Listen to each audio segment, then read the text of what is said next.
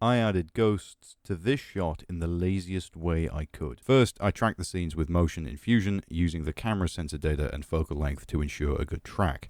I then added a plane as a reference for the surface the ghosts were coming out of to be used later. For the two static shots, I used F-Spy, mostly guessing where the parallel and perpendicular lines were, as the York Shambles isn't exactly known for its straight lines. Whatever I ended up with looked fine, even if it wasn't perfect, and that's good enough for this project. Next, I quickly made a variety of ghosts in Character Creator 4, mostly starting with presets and changing a few things here and there.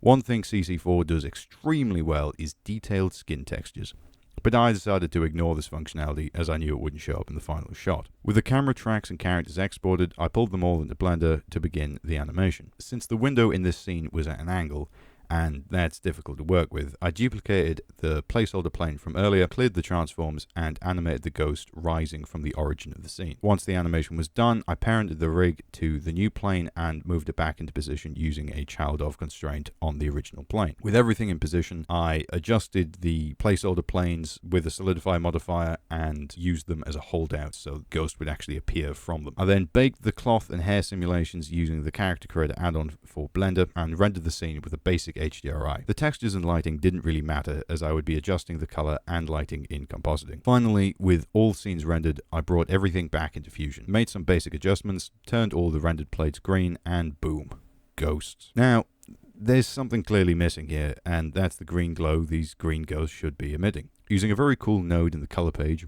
Relight for those curious, I could create a normal map of the plate and use it to mix in a green version where the ghosts were appearing. Pretty cool if I do say so myself. Lastly, in a very lazy use of my new favorite node, I applied the film look creator to the entire timeline, adjusted a few things, and suddenly